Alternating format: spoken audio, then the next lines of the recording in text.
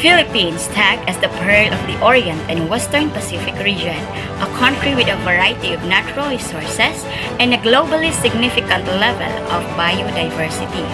But due to unstable political system, widespread corruption of national level, and lack of public infrastructure, the prosperous country faded its fame in the last decade. However, as the country undergo internal reforms that aims to regain its former glory, the government built numerous projects as the Philippines currently experience its golden age of infrastructure as the strong foundation in boosting its economic activities towards a prosperous country.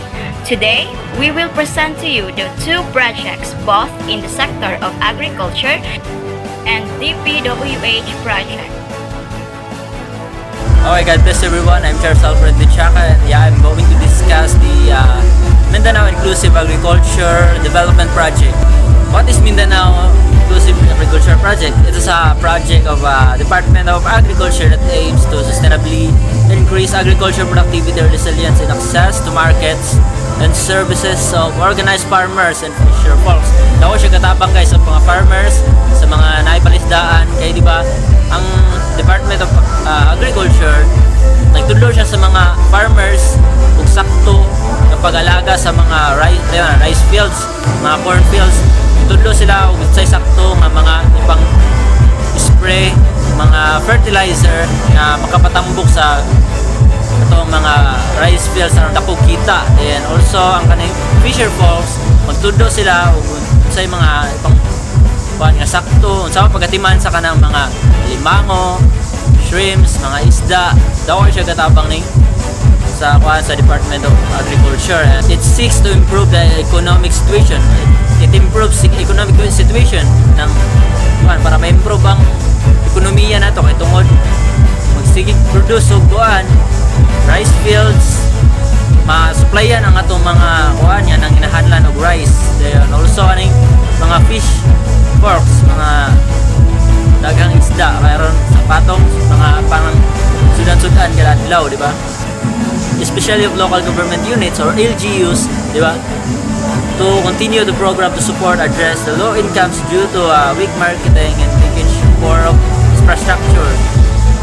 Also ang LGU dako kayo katabang guys, kay mutabang siya og sa mga import, tabang import para sa katong mga low income nga mga low income nga mga low marketing strategies ba nga itong bukid pa kayo, di ba? Ang LGU mutabang mo support sila like pareha nang sa bukid, magpasimento sila sa dalan kaya para mapadali ang kanang biyahe sa ilahang mga products, diba guys, para makakuha sila income. God bless everyone. I am Divine Humintik Baligwat at ES Social Work 3rd year Black Bee. It adopts successful approaches and strategies already institutionalized by Department of Agriculture, including the strengthened planning, resource programming, and implementation processes. And also, we have the integrated application of scientific and market-based data and instruments for long-term resiliency and economic profitability. So, the project employed processes, approaches, and tools consistent with the principles embodied in the Indigenous People Rights Act or the IPRA. So, they aim, together with the National Commission on Indigenous Peoples or NCIP, follows participatory approach to the selection of funding of priority programs listed in the Ancestral Domain Sustainable Development and Protection Plans. So the framework ensures that a control system is established within the MIADP to ensure compliance with the World Bank's environmental and social standards. So it sets out the processes, procedures, and the other requirements to manage the environmental and social risks and impacts of the MIADP. God bless everyone. I am Jen Lady Salpa, BS Social Work Black. So the beneficiaries of the project include Indigenous People Organization, which is the IPOs, and ICCS for the IPs. In the eligible ADS recognized by NCIP. The target IPs must meet the eligibility criteria, namely, number 1, an NCIP approved ABS DPP. Number 2 is a certificate of ancestral domain title, which is the CADP. Number 3 is at least one IPO legally recognized by NCIP and duly registered with an accredited government institution. So, namely Cooperative Development Authority or the CDA, Securities and Exchange Commission or the SECs, and the Development of Labor and Employment, which is the DOLE. And for those in BAR, a certificate of native title or an acceptable tenurial instrument together with a cadastral survey and a certification from BAR. God bless. By the way, my name is Jolalia Tawan, Social Work, Block B. The project is anticipated to have positive outcomes in terms of social inclusion since it aims to enhance the agricultural productivity of indigenous groups, which are among the most marginalized in the Philippines. It would also promote social cohesion by engaging and strengthening existing IP organizations, integrating indigenous agricultural practices with state-of-the-art technologies and techniques, among others.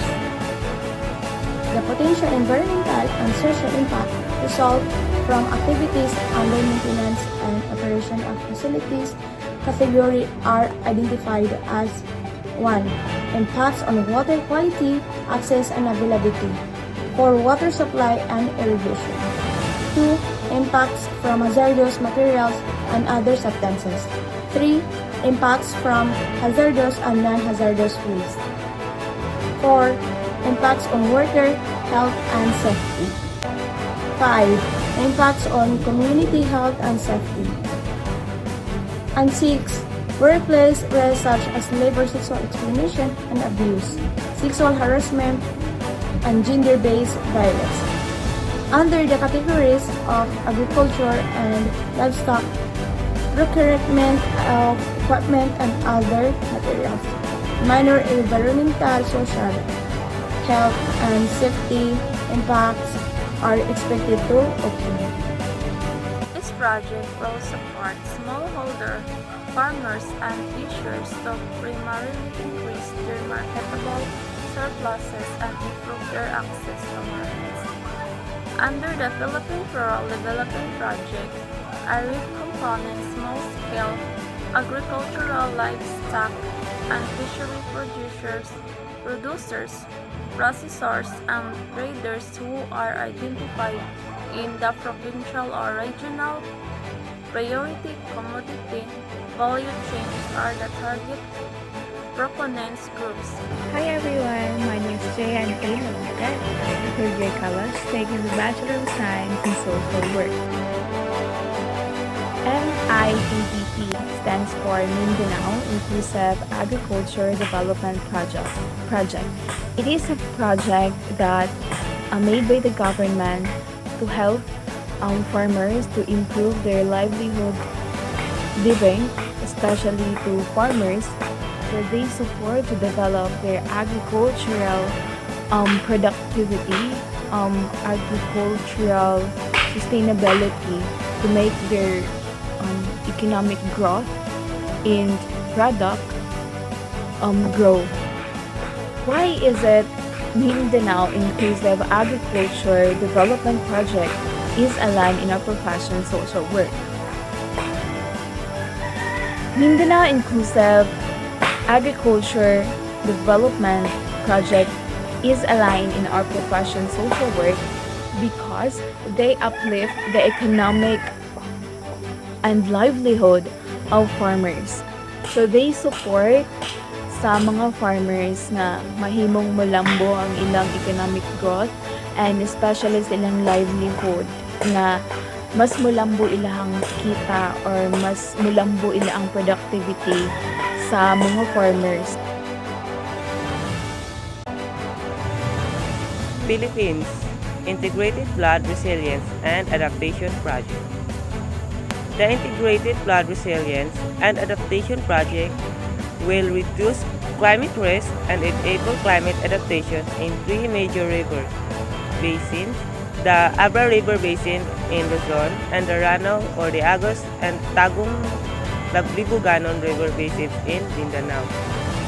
With a focus on addressing flood risk, the project will enhance flood and climate change resilience by improving strategic flood risk management planning. Improving strategic flood risk management planning refers to the process of enhancing and optimizing the strategies and efforts in a place to manage and mitigate the risks associated with flooding events. Hi everyone. So my name is Janelle Flores, a third year college, taking a Bachelor of Science in Social Work. So government project is to propose project interventions are expected to impact households living near riverbanks and flood-prone areas.